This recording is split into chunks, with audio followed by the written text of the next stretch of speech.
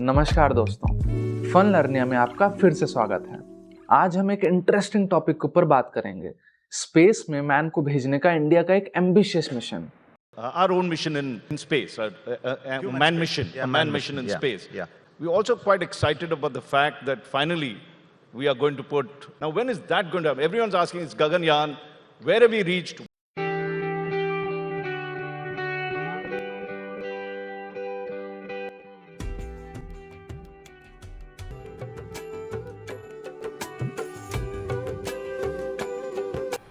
मां भारत का कोई संतान, चाहे बेटा हो या बेटी, वे अंतरिक्ष में जाएंगे। अब हम मानव सहित गगनयान लेकर के चलेंगे, तब विश्व के अंदर हम चौथे देश बन जाएंगे। भारत के मिशन गगनयान का पूरा प्लान सामने आ गया है। सबसे बड़ा स्पेस मिशन लॉन्च होना बाकी है।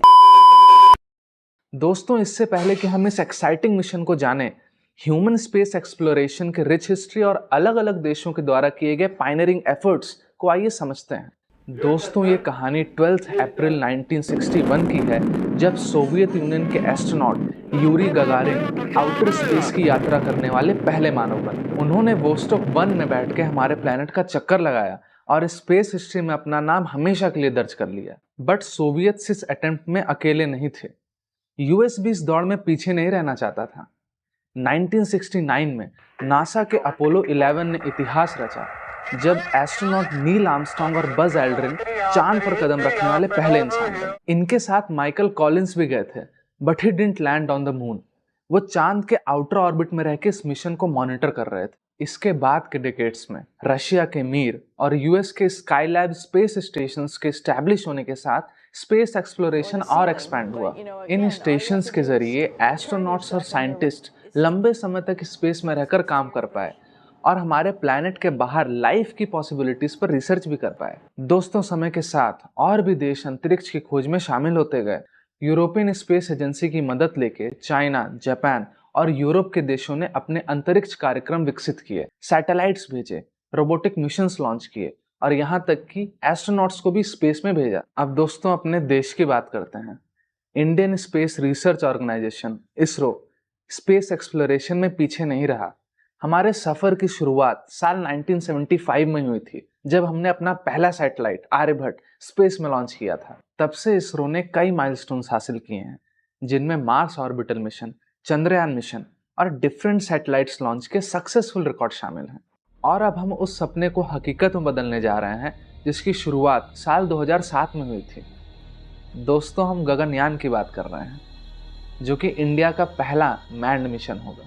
गगनयान इंडिया का पहला क्रूड मिशन होगा। इस मिशन का ऑब्जेक्टिव 3 इंडिविजुअल्स को 400 किलोमीटर के ऑर्बिट में भेजना और फिर उन्हें सिक्योर तरीके से वापस लाना होगा। इस मिशन के जरिए कई एसेंशियल टेक्नोलॉजिकल एडवांसमेंट्स का टेस्ट भी हो जाएगा, जैसे कि human rated launch vehicles, life support systems और इमरजेंसी एस्केप प्रोविजंस। पर दोस्तों, क्या हम अपने एस्ट्रोनॉट्स को डायरेक्टली स्पेस में भेज दें? कहीं कुछ ऊंच नीच हो गई तो?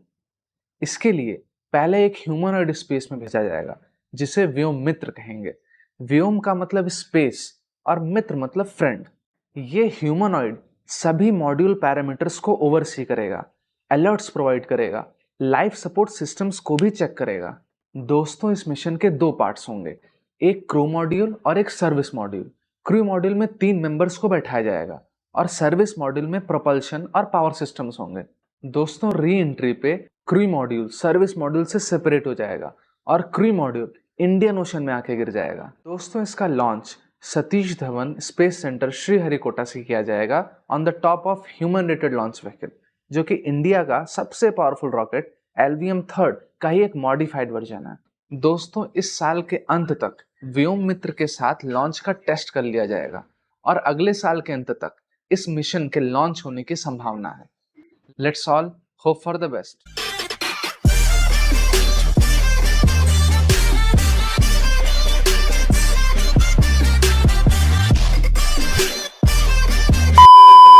दोस्तों, इस तरीके के इंटरैक्टिव कंटेंट को और देखने के लिए हमारे चैनल को सब्सक्राइब करें। नमस्कार।